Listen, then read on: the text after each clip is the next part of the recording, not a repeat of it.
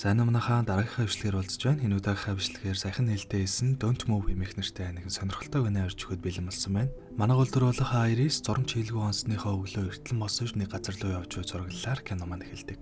Явхдаа ягаад ч юм нэг жижиг утга болон хүүхдийн тоглоом биедээ аваад явдаг.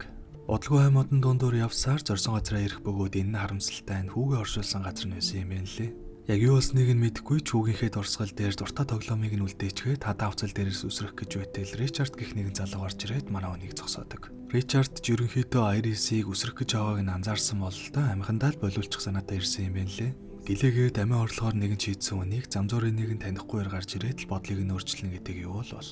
Айрис чихэндээ түүний үгийг нэг их тоохгүй байсан ч нөгөөх нь яг л өөрт нь ямар хэцүү байгааг дотор нь орсон юм шиг л мэдэрдэг. Аргачгүй байх л да Ричард ч бас өмнө хайртай үнэ нүтэн дээр алдаж исэн бөгөөд Айристай яг адилхан нөхцөл байдалд байж үзээд тэрийгээ даван тоолж чадсан юм байна лээ. Айрисын хүүн яг энэ газар хавцлаа сурж өөд болсон бөгөөд хүүгээсээ анхаараагүйгээс олоод л ийм зүйл болсон гээд өөрийгөө ерөөсөө уучлж чадахгүй явсаар эцэтний юм шийдвэр гаргахчаа зогсож байна. Гэсэн ч хацаар яг энэ мөчүүд өөртөө адилхан зүйл үүссэн Ричард ирж түүний сэтгэлийг өргөснөөр манай хүн эцэст нь бодлоо өөрчилж өөрийгөө уучлаад дахин шинээр амьдарч үзэхээр шийддэг. За тэгээ манай хоёр хамтдаа уулнаас боосныхаа дараагаар Айрис маань Ричардд баярлалаа илэрхийлээд явах гэтэл нөгөөх чинь гинт цахилгаан борохоо гаргаж ирээд манай Айрисыг ухаалт олчихдаг. Удалгүй сэргээд ухаан ортол манай хүнийг хүлчихсэн нэг тийшээ явж байх нь тэр.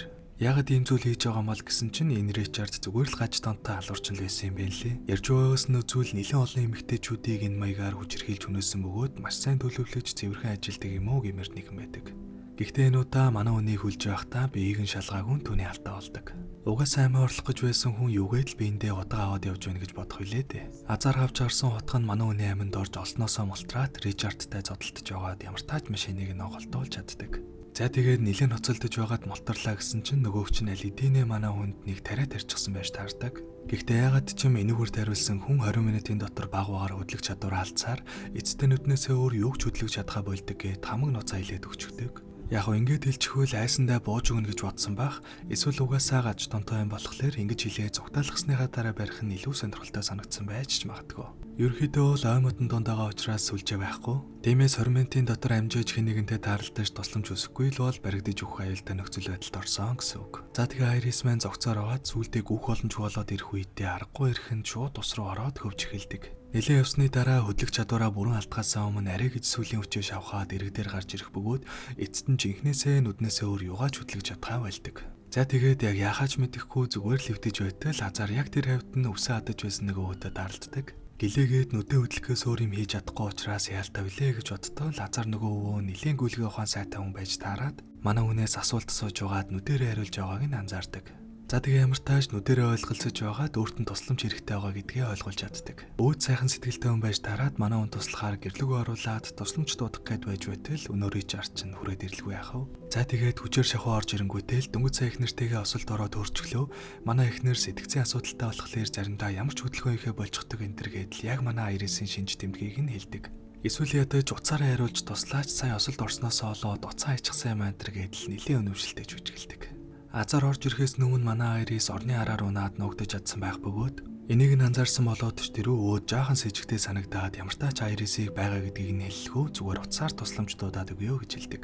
Гэхдээ энэ Ричард бол нэлээд сайн ажигч дээрээс нь хүний тарих угааж жүжиглэхдээ үнэхээр сайн юм байна лээ. Юу гэдгийг нь мэдэхгүй ч өвөөг ямар нэг юм нуугаад байгааг нь анзаарангуудаа яриа өтсөөрөө эхнэрийнхэн талаар ярьж сэтгэлийг нь хөдөлгөөд уяр ачдаг. Өөч Ричардыг үнэхээр эхнэрээ алдчихсан гэдэгт нь бүрэн итгээд яг Айрисын талаар хэлэх гэж байтал Ричардын утас дуурчин тэр. За ингээд уцаа хийсэн гэж худлаа хэлснийг нь мэдээд өвөө маань түүнийг гэрээсээ гарахыг шаардтал нэгэн цайрсан Ричард шууд өөрөө дайрч эхэлдэг. Гэхдээ чаваас эмэгтэйчүүдийг л хүчирхийлдэг арчаагүй юм болохоор өвөөг дийлж чадалгүй зодуулчихдаг бөгөөд өвөө маань энэ хооронд ямар тааш тусламж дуудаж чаддаг. Шууд үзээд угаасаа өвөөг барахгүй гэдгээ мэдэнгүүтээ эхнэрийнхэн талаар эмзэг сэдвийг нь ярьж докторгүй болгож байгаад хөөрхий өвөрөө гиндүүлж дараад эцэст нь түүнийг хөнөөж орхидог. За тэгээд нэгэн түүнийг алчсан удахгүй цагдаа нар ирэх гэж байгаа болохоор гал тавьж улмөрөө балчаад явахаар шийддэг. Гэтэл энд чинь манай Айрис хөдөлж чадахгүй өвдөж байгаа шүү дээ. Гэхдээ азар эмийн үйлчилгээнд сулраад гараа хөдлөж чадхаар болсон бөгөөд энэ шатаж өгөж байхаар гээд албаар Ричардд дохиогоод түүнд баригдаад явдаг. Ер нь бол зүгээр шатаж өгөж байснаас Ричардд баригдаад явж байтал молтрох боломж гарч магадгүй учраас энэ нугасаа зөв шийдвэрлэлтэй. За тэгээд цааш явж байтал Ричардын утсан дуудлага ирэх бөгөөд ярианаас нь сонссон чинь бүр ихнэр хөвгттэй юм байна лээ. Хин ч харсан гаднаасаа байтгал нэг гэр бүлтэй энгийн залуу далдуураа юм хийгээд явж байна гэж бодхолоор ер нь хүнд идэхэд хэцүү цаг болсон юм уу даа л гэж бодогдсон.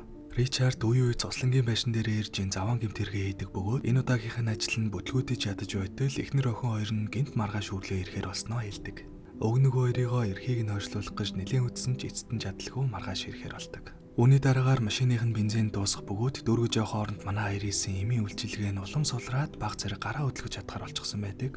Энэ үеэр уг нь колонк дээр байсан хүмүүсээс тусламж дуудах гэж байсан ч жаахан дутдаг л да. Гиснээс энэ Ричард дөрөвний алсан өвөгийн машиныг нь лунаад яваад байсан юм байна лээ. Тэгээ явсаар хагаад өөрийнхөө машин дээр ирдэг бөгөөд холбож аваад цааш явах гэж байтал хазаар цагтаа өрөөд ирдэг. За тэгээ манай хоёрээс ч эцэст нь аврагдлаа гэд баярлаж байтал энэ Ричард нэрээ үнэхээр жүжиглэх авьяасанд олчихсан юм болохоор бас л нөгөө цагдаад баахан удлаа юм ярьсаар байгаад өөртөө итгүүлчихдэг. Гэхдээ азар яг явах гэж байхад нь хоёрын эмийн үйлчилгээ нь гарсаар хагаад үг хэлж чадхаар хэмжээнд хүрсэн бөгөөд туслаарай гэдэг үгийг хэлж чаддаг. Гэсэн ч харамсалтай нь энийг нь мэдсэн Ричард шууд нөгөө цагдаа руу гинтүүлж дараад бас л газар дээр нь хөнөөчгөн дээр. За тэгээ цааш явж явах үеэрээ манай хүн ярьж чаддаг болчихсон болохоор Ричардын хамгийн сайн чаддаг ярих аргаар нь өөрийг нь уйрааж эхэлдэг. Нилээн сайн сэтгэлийг нь хөдөлгөөж анхаарлыг нь сулруулж аваад нөгөө тариаг нь аваад өөрт нь гинтүүлээ тарих гээд татгсан ч шахдаг дээрээ гацчихдаг. Энэ тарианых нь үйлчилгээ гарах явцдаа заримдаа хөдөлгөөн нь орж ирээд заримдаа сарничдаг юм байна лээ л дээ.